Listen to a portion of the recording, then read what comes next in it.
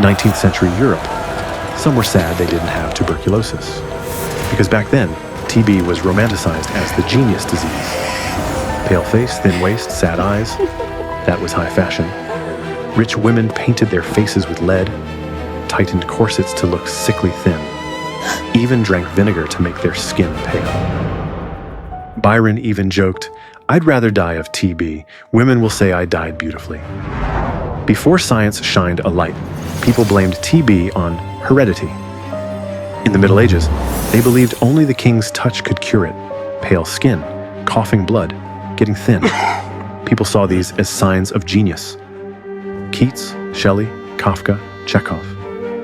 Their deaths were turned into romantic stories. Inspiration dancing with death. But on the other side were the factory workers. Dozens of workers stuffed into rooms with no windows. One by one, they started coughing, getting thin, spitting blood, then died. No romantic poems were ever written about them. In 19th century Britain, 1 out of every 4 deaths was from TB. Most patients only saw a doctor when they were already coughing blood and dangerously thin. Then 2 men showed up and tore the old world apart. 1816, Paris. TB hung over the city. French doctor Laennec moved among patients who couldn't stop coughing blood. He kept asking himself one question: how do you hear what's going on inside the body before death comes? Then one day, the traditional direct auscultation would be impolite for a female patient. Laennec suddenly recalled the wooden stick game of kids. He grabbed a piece of paper, rolled it into a tube, put one end on a patient's chest, the other end to his ear. The heartbeat hit his ear like a drum.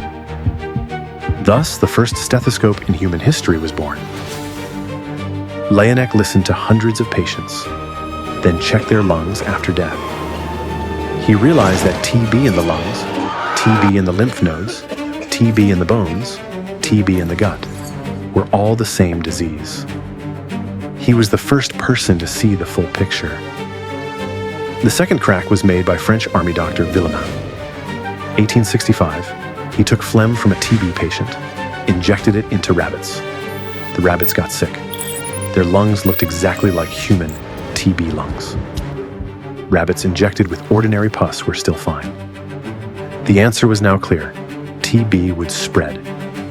Villemin knew there was something deadly in that phlegm.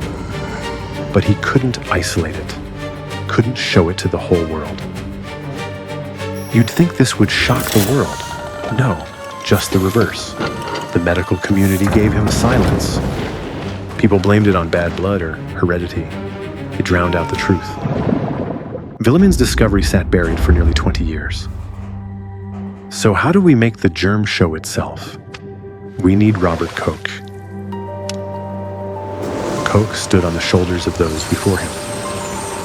He precisely saw the 2 big technical problems holding everyone back: staining and growing. He then spent the hardest year of his life. He faced 2 fundamental obstacles. The first problem, seeing it. The germ was extremely tricky. It was nearly invisible under a microscope because it wore a waxy coat, so that regular dyes just slid off. In his tiny laboratory, Koch experimented with dozens of different formulas. Finally, he found that an alkaline dye with heat could force its way through the waxy coat. When he looked through the lens again, there they were, clusters of long, dark blue rods, Mycobacterium tuberculosis. For the first time, humans looked their ancient enemy in the face. The second problem, growing it outside the body. Koch invented a solid growth medium.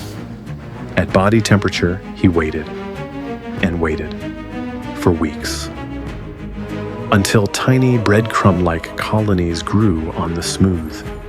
Only then was he relieved. The beast that had terrorized humanity for thousands of years was finally trapped. Koch didn't rush to announce, but instead made rules: isolate, grow, inject, isolate again.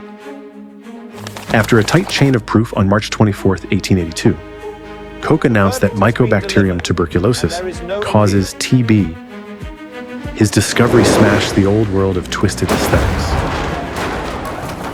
Now let's see this micro-killer up close.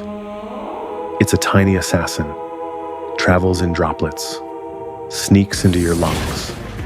It disguises itself as a harmless package, tricks a macrophage into eating it. Then it takes over, locks down the cell's acid, turns the macrophage into its own base. When the immune system can't kill these spies, it builds a prison, granulomas. Walls of immune cells form thick, fibrous walls. The germ feels the oxygen disappear, so it shuts down, stops breathing, stops dividing, neither alive nor dead. If you stay up too late, get sick, get old, your immune system cracks. Oxygen rushes in, the germ wakes up, feeds, breaks out, turns your lung into a dry, crumbly ruin. Koch won the Nobel Prize in Physiology or Medicine in 1905 for his research of TB. 1895, Roentgen discovered X-rays. Doctors got superhuman vision. Those calcified granulomas finally showed up clearly on film. 1943, Waxman found streptomycin in soil, the first weapon against TB's armor. 1948, the first randomized controlled trial tested it. Every drug approval today comes from that logic.